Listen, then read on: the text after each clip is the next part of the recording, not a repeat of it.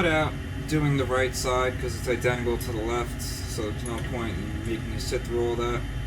I picked up on where I'm mounting the cable chain back on, and then you'll see how I tighten the inner two bolts for the actual X-rail mounts.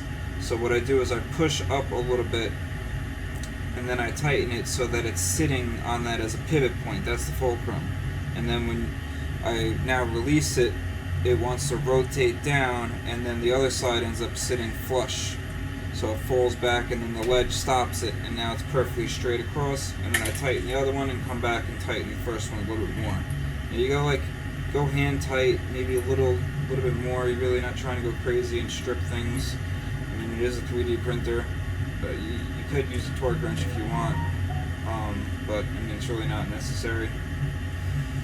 And then at the end, I'm going to show you guys where I mount the accelerometer, because I tested the accelerometer. I ran the shaper calibration again after this because I wanted to see how much of a difference the Ascenium filament made, which it really is very, very stiff and strong. I was going to do the motor mounts, but I don't feel it's strong enough for the motor mounts. Maybe if I anneal it, it will be, but that's going to have to wait for the actual kit that comes with those mounts for the rear. So I wanted you guys to get an idea what you're getting into for the install. So even though I already had these on it, this still gives you an idea. It's pretty straightforward and simple. You know, as long as you just do one side at a time and then do the carriage at the end, it's really not bad.